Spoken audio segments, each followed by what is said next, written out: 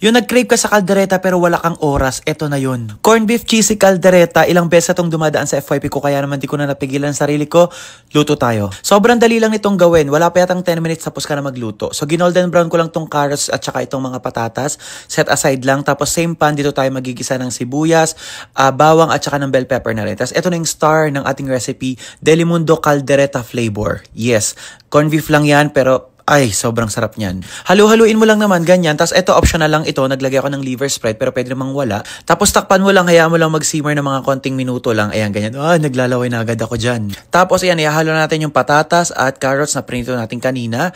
And then, eto na talaga yung magpapasarap palalo, yung quick melt nating cheese. Bahala ka na kung gaano karami, pero ako medyo madaming nilagay ko dahil gusto ko cheesy. Takpan mo ulit, tapos buksan mo ulit. Ay, tunaw na ang cheese. Ang sarap! You see that?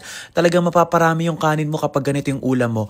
Corn beef lang pero level up na corn beef. Hindi basta-bastang corn beef. Ganyan. So ano pang inaantay natin?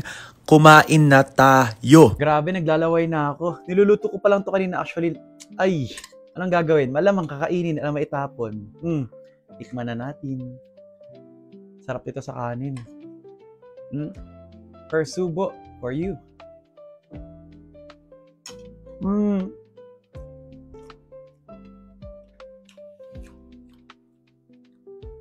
galing ko magluto. Wow. Ang sarap, ang cheesy.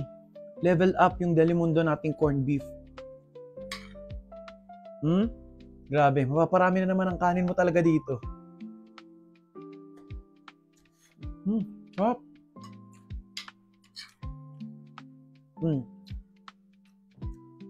See that?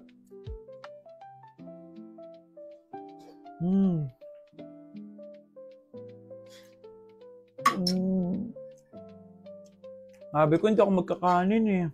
Ano ba yan?